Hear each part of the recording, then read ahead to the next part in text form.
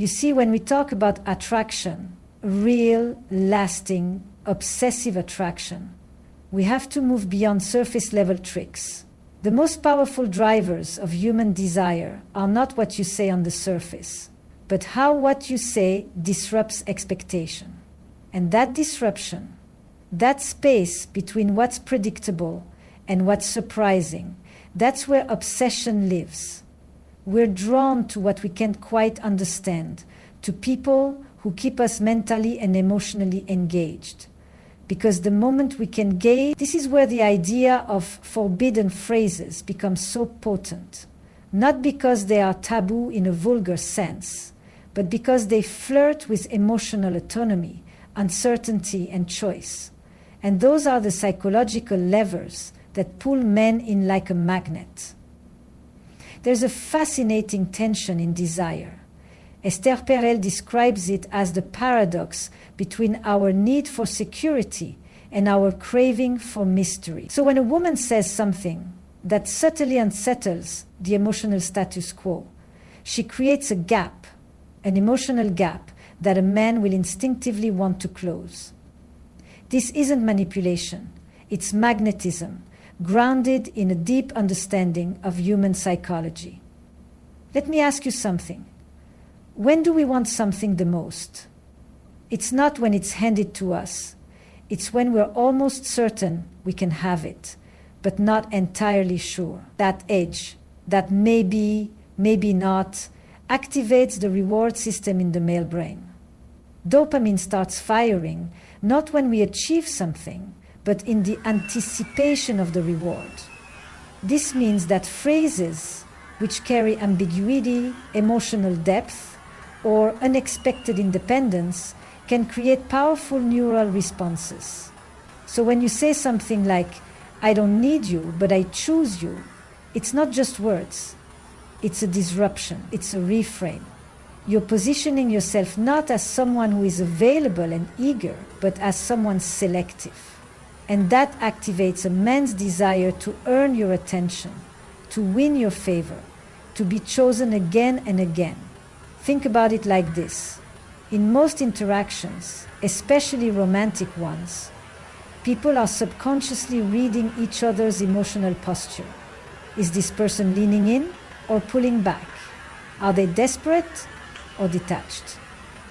When you express emotional sovereignty, when your words suggest that you want connection but don't need it, you speak to the part of him that thrives on conquest and novelty. But here's the twist. This only works when it's genuine. These phrases are not scripts.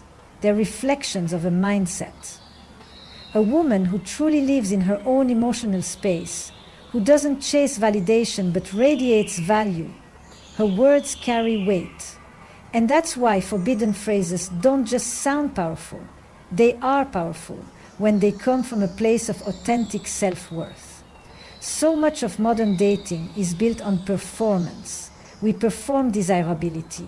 We perform availability. But obsession, the kind that grips someone at their core, comes not from performance, but from perceived complexity. When a man feels that there's more to discover, that you're not easily won or fully figured out, he stays engaged. Now, I want to see that definition, data that supports what I say. And that engagement turns into pursuit, not because you've manipulated him, but because you've made him feel alive. And that ultimately is the essence of why certain phrases work like magic. They awaken the part of him that wants to chase not just you, but the experience of being with you, the mental stimulation, the emotional risk, the feeling of uncertainty wrapped in intimacy. Say less, mean more. Speak with depth, not volume. And you'll never have to chase. Because the moment you start creating tension through clarity and confidence, he'll be the one doing the chasing, not because he has to, but because he can't not. So let's talk about this phrase. I don't need you, but I choose you for now. At first glance, it may sound a bit provocative, maybe even cold. But beneath it lies something profoundly attractive, something men don't even consciously understand they're drawn to, and that's what makes it so effective. You see, most people enter relationships looking to be chosen, hoping to be validated, and sometimes even willing to diminish their own identity in order to be accepted. This phrase flips that completely. It doesn't beg, it doesn't cling, instead it asserts, it suggests, clearly and unapologetically, that the woman speaking it is already whole, that her life is full, her identity intact, and her happiness not dependent on any man's presence or approval. Now here's where it gets psychologically rich. The moment you say, I don't need you disrupt a very old, very deep script that many men are used to, where women are portrayed as waiting, needing, or emotionally invested from the start. But by detaching your value from his presence, you immediately reposition yourself, not as someone to be rescued, but as someone to be earned. That distinction is magnetic. And then comes the brilliance of the second part, but I choose you. That word, choose, is electric. It implies agency, it implies freedom, and more importantly, it implies that your presence in his life is not something he gets by default. It's not passive. You're not here because you can't be alone. You're here because you want to be. That alone shifts the power dynamic. Suddenly, you're no longer just someone he's dating. You become someone he's trying to keep. And then, finally, for now. This is where everything changes. That tiny phrase, just 2 words, introduces the idea that your choice is not guaranteed, not permanent, not unconditional. It's a living choice, one that depends on how the relationship evolves, how he shows up, how the energy between you two is nurtured or neglected, and whether he realizes it or not. This phrase introduces stakes, the possibility of loss.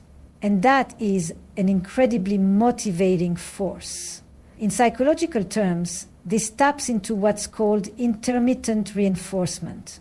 When something or someone is not fully predictable, it becomes more valuable. Our brains are wired to pursue uncertain rewards more intensely than guaranteed ones. This is the same mechanism that keeps people addicted to slot machines, to scrolling endlessly on social media, to chasing someone who gives them glimpses of affection but not full certainty. For now creates just enough ambiguity to keep the desire alive and the chase in motion. But it's not about playing games. That's important to understand. This only works when it comes from a place of authentic emotional independence. If you're just reciting the words while secretly obsessing over whether he texts back, it won't have the same effect. But when you truly embody this mindset, when you know you don't need him, when you feel your own value, when you mean it when you say for now, your energy becomes undeniable. Because here's the truth, men don't fall for neediness. They fall for presence. They fall for a woman who isn't trying to grip tightly to a connection, but who lets it breathe, who lets herself be chosen again and again without ever begging for it. And that's what makes this phrase so powerful. It doesn't just communicate emotional boundaries, it communicates emotional abundance. You have options, you have depth. You're in this moment with him not out of fear, but out of genuine curiosity and desire. And the fact that it might not last forever, that's what makes him hold it tighter. Never underestimate the power of showing that you can walk away.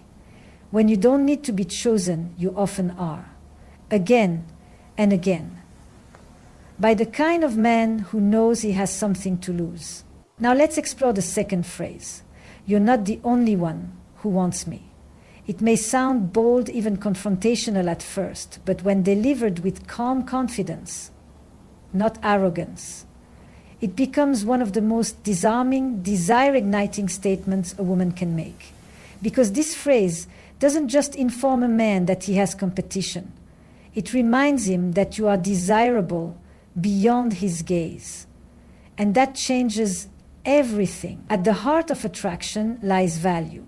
And perceived value isn't just about beauty, intelligence, or charm. It's also about social proof. We are biologically wired to assign more worth to people who are wanted by others. Think of it like this. In economics, scarcity drives demand. When something is rare or difficult to obtain, its perceived value skyrockets. Human psychology follows the same rule. When you communicate, even subtly, that other people are drawn to you, you're activating one of the most powerful attraction mechanisms in the male brain, competitive desire. Men, particularly those with strong egos or masculine identity, are motivated not just by what they want, but by what others want too. It's not purely vanity, it's evolutionary. The pursuit of high-value mates has always been influenced by signals of desirability within a social group. Sociographically, sex is a dangerous feature under all societies, since adults are always looking for sexual bet, and most of us do not contract desirability within a social group. But this phrase isn't just about competition. It's about reminding him that you exist outside of his world, that your life, your attention, your desirability, it doesn't orbit around his approval. You are not in emotional debt to him. You are the center of your own universe. That awareness, that refusal to make him your son, is what makes him feel pulled toward you. There is also a deeper philosophical tension at play here. Desire thrives not in possession, but in pursuit. Esther Perel often speaks about how eroticism lives in the space between self and other. And this phrase, "You're not the only one who wants me," creates that space. It places you just out of reach, even if you're sitting right next to him.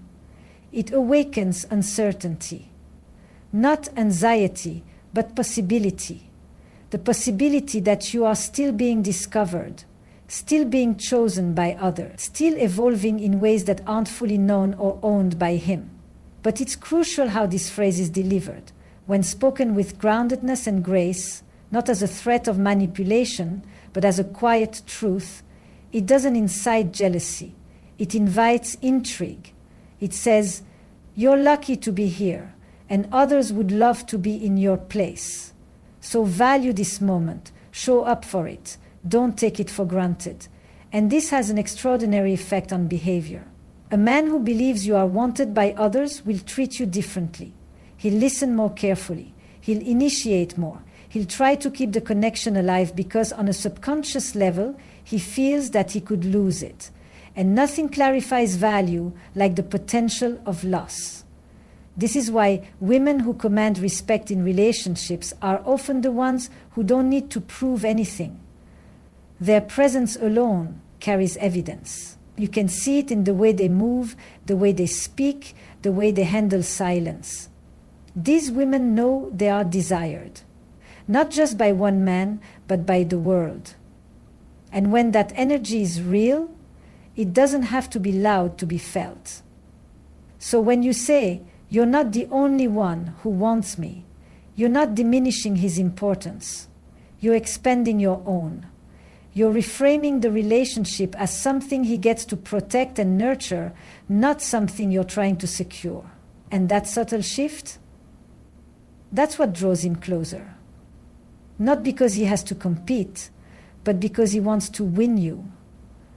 Not just once, but again and again. Remember this. When a man knows you have options, he'll treat you like one. And then there's the final phrase, "Maybe we're not a match after all." Now this is the paradox, because it sounds like you're ending something, like you're walking away. But what it actually does is draw a man in. Why? Because it's not begging, it's not blaming, it's withdrawing with dignity. And that is a language most people never master. Let's sit with that for a second. The moment you say, maybe we're not a match, you're not saying, I don't like you, or you're not good enough. What you're saying is, I am not going to force compatibility. You are stepping back, not out of anger, but from a place of clarity and self-respect. And that is what creates the deepest psychological rupture, because it's not drama, it's detachment, quiet, composed detachment. Philosophically, this phrase rests on one of the most mature expressions of love, the recognition that not everything is meant to last, and that value doesn't always come from permanence. When you can suggest separation without anxiety, you immediately change the emotional climate. You're no longer playing in the arena of insecurity or approval seeking. You're speaking from the center of your power. There's something existential about this too. Desire isn't just about closeness, it's about the fear of disconnection. We don't truly long for what we already feel certain of. We long for what we're afraid to lose. And when you gently place that possibility on the table, maybe this isn't it.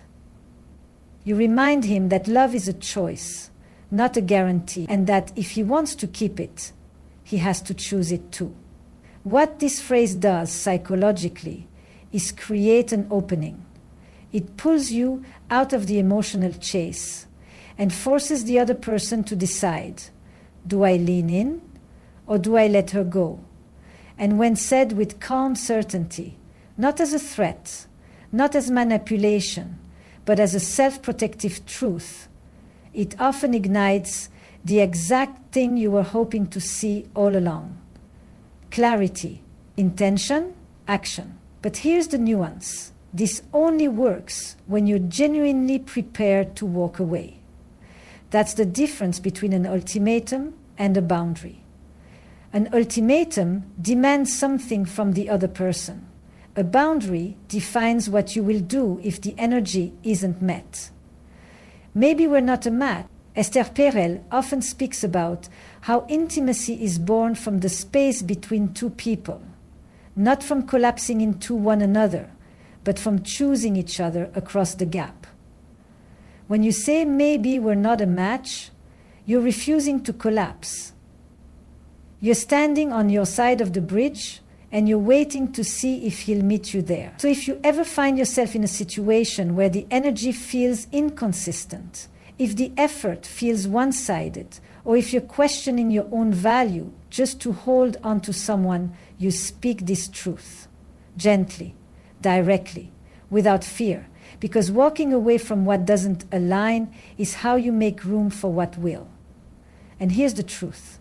Sometimes the moment you're willing to let go is the exact moment he realizes he can't. As a beginner, he realizes he can.